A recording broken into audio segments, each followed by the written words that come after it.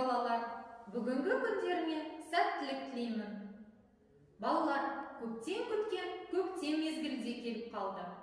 Ағаштар бүршік жарып, бәйшешектер гүлденген кез қандай тамаша. Ненің белгісі, ненің дыбысы? Бұл қандай құбылыс? Жер анамызға нұр төгіліп жатыр. Балалар, осы сиқырлы тамшыларды қосып көрейікші. Мынау сиқырлы тамшылардан сөздерді емес, түстерді атап көрейік. Сары, жасыл,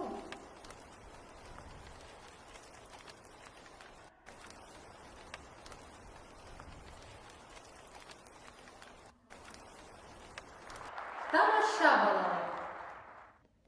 Бүгінгі күндеріңе сәттілік тілей отырып, жарыс сабағымызды бастайық. Бүгінгі сабағымыздың мақсаты: сөйлеу мәдениетін шыңдайсың. Өткен сабақтан алған білімдеріңді пысықтайсың. Өз ойыңды еркін жеткізуге үйренесің. Балалар, Алан мен Қозықаның қандай қызықты жайтқа тап болатынын тамашалайықшы.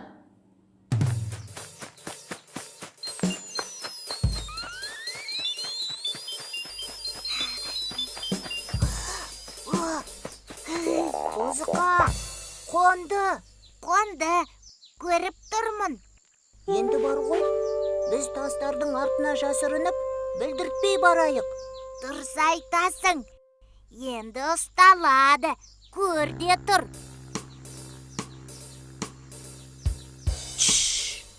Дыбысыңды шығарма. Енді барайық.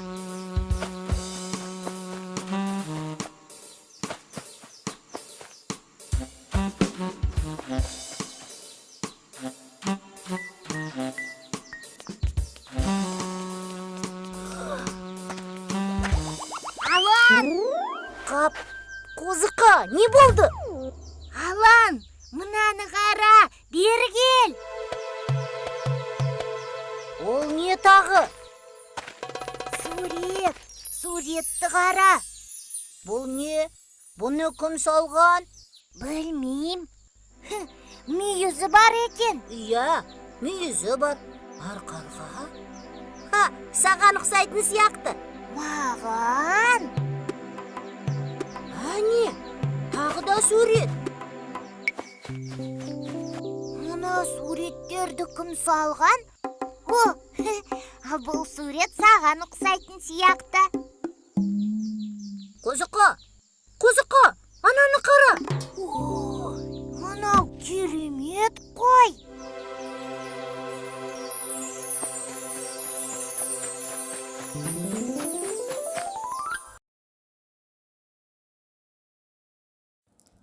Балалар, ал мына таңбалар сіздерге таныс па? Әрине таныс. Олай болса, осы әріптердің ішінен сөздер тауып, сөйлем құрап көрейік.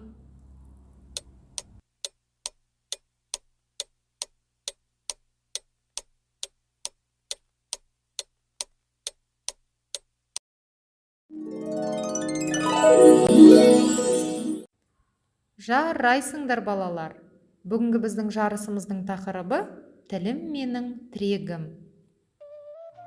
Балалар, Қазақстан Республикасының Конституциясында мемлекеттік тіл қазақ тілі деп жарияланған.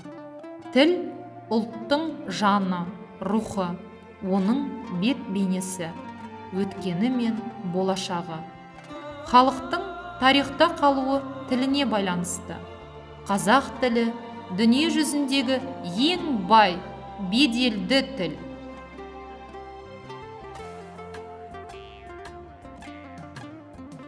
Ендігі кезекте біз тіліміздің қалыптасу тарихына көз жүгіртіп өтсек.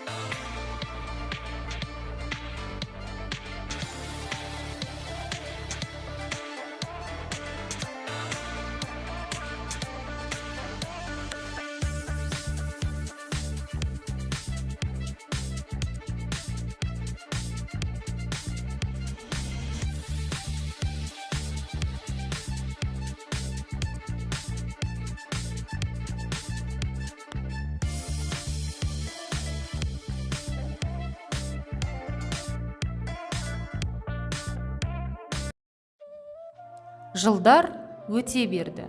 Біз тәуелсіздігімізді алдық.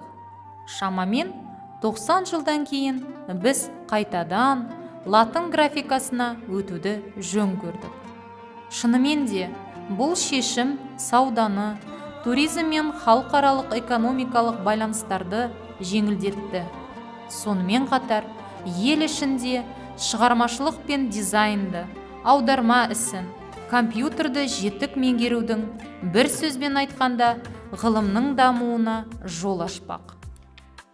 Сол себепті лингвист ғалымдар мен тіл білімінің мамандары бізге ыңғайлы болу үшін күні-түні тынбай жұмыс істеуде. Болашақ біздің қолымызда.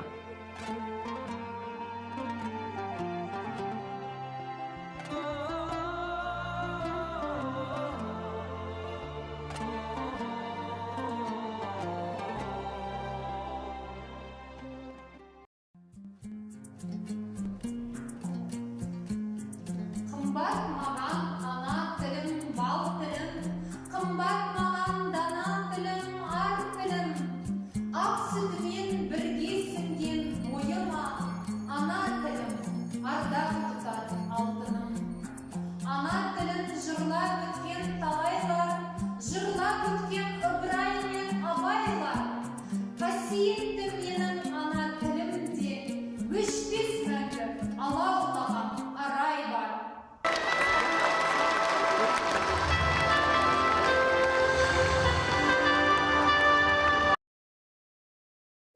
Ендігі кезекте қатысушыларымызбен танысайық. Спортшыға балаған мен Бекзатпын жоламан. Екінші қыз сыныбынан келіп тұрған Керзина Амира Бақчан қызы. Мен Нұржанмын, білімге құштар біржанмын. Айсұлу менің есімім, зерек тапқыр балалармен бағаланар білімім. Есімім болады Алмат, зерекпін, ұмтыламын алға. Арима менің есімім, білімнің ашып есігін, ақылды болып өсемін. Ассалаумағалейкум деп бастайын. Абдуллах деген атын менен білімімді дәлелдеймін. Қазағымның бай тілін зерделеген Жане атты қазақтан қызғалдағы. Үртбе менің есімім, білімнің ашық есігін ізденіп бәрін үйреніп, ақылды болып өсемін.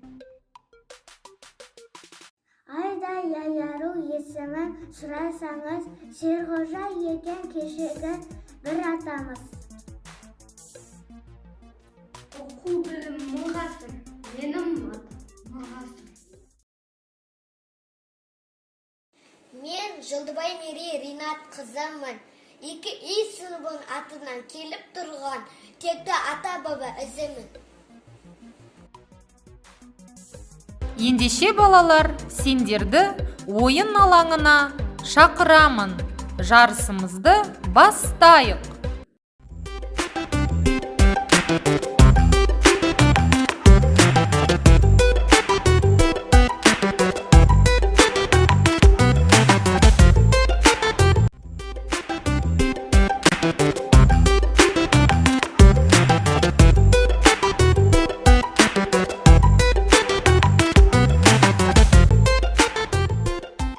Жарыста жеңімпаз 3-ші орын иеленген Айсұлу 2-ші А сыныбы құттықтаймыз. 2-ші орынды иеленген Нұрғасыр 2-ші В сыныбы және 1-ші орынды иеленген Аяру құттықтаймыз балалар.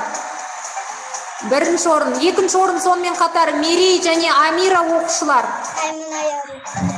Өте керемет көрсеткіштер, жарайсыздар. Өте жақсы балалар. Еңбекқор білімге қол созады, білімді бәрінен озады. Ізденуден жалықпайық құрметті достар.